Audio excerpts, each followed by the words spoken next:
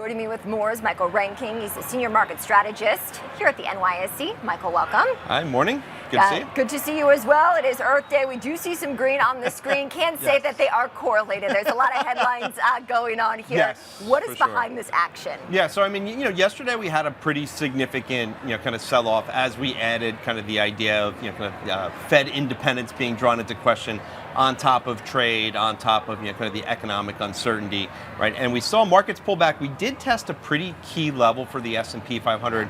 So we traded down to 5,100, which was also the low that we got the day after the 90-day reprieve from trade, right? So we retested that intraday low.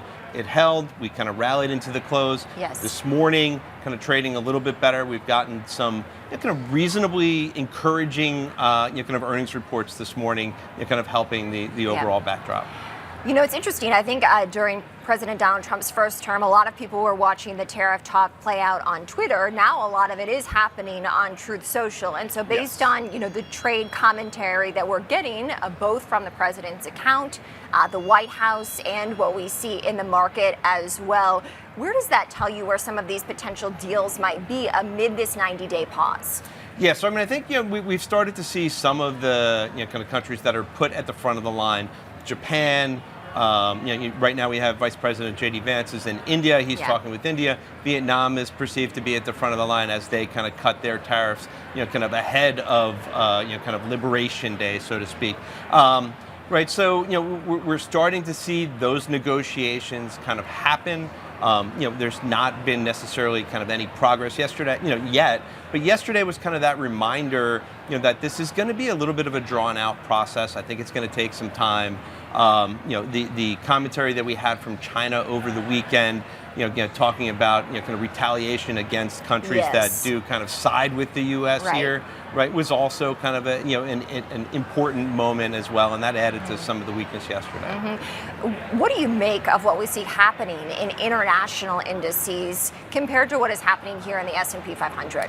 Yeah, so I mean, that's a really important point. I think we talked about it a little bit the last time around, but it's this, over the last decade, we've seen kind of a lot of capital flow into U.S. assets, right? And we're now starting to see a little bit of a mean reversion. Some of that, that capital is now flowing out. And as you think about it, there's kind of a little bit of a reflexivity to that as you're seeing some local markets, right? For foreigners, local markets are outperforming U.S. markets, so you're getting hit on that side, and you're also getting hit on the currency side as the U.S. dollar is weakening, right? So you're kind of, it's a double whammy, so to speak, right? And then kind of on top of that, kind of this idea of kind of Fed independence being drawn into question, right? Kind of just added a little bit of fuel to the fire yesterday.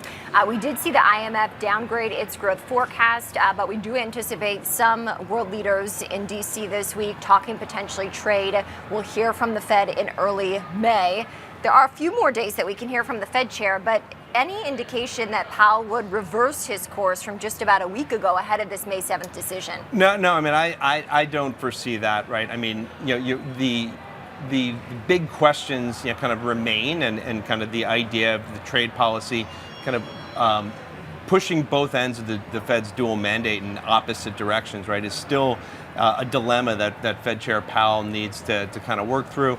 I would continue to believe that his commentary is going to remain kind of very consistent, despite kind of what we've heard in the press from the president. And how does the president respond to that, knowing that could potentially create some challenges for these tariffs that he wants to enact? Yeah, I mean, look, the idea of him trying to remove Fed Chair Powell, I'm not exactly sure, if the juice is necessarily worth the squeeze. You have Powell's, kind of in office or, in his position for another year, right? If he were to try to remove him, there's going to definitely, that's going to move to the court system. That's going to be drawn into some questions. So you're not necessarily picking up, kind of a whole lot of time in terms of that, especially, as it would kind of hurt the institution and create some more volatility in financial markets. There is this idea that he's looking to try to pawn off some potential economic weakness that we see from trade policies, kind of and use the Fed as kind of a scapegoat for that, kind of or kind of looking at the past administration.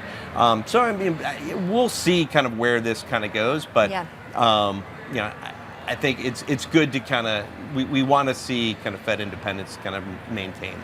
Headline-driven market, that's for sure, right? Yes, Even as absolutely. earnings really ramp up. Wish we had more time as always, but that's Michael Reinking. He's a senior market strategist for the stock exchange. Michael, thanks. Thanks for having me.